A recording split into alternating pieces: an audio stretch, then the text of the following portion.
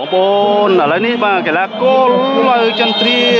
បាទជាកីឡាករលំដាប់ស្រុកខ្មែរឥឡូវនេះថ្ងៃនេះមកជួបជាមួយកីឡាករមកពីបាទ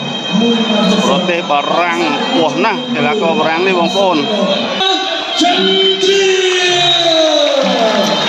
បងប្អូនមកសម្រាប់ប្រវត្តិរូបសង្ខេបរបស់កីឡាករមកពីបារាំងវិញម្ដងបាទ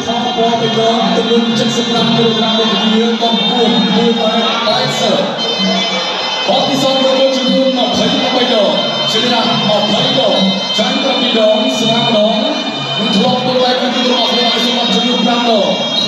លោកស្រីលូវីណា The Blue Corner from France Mehdi Ajadi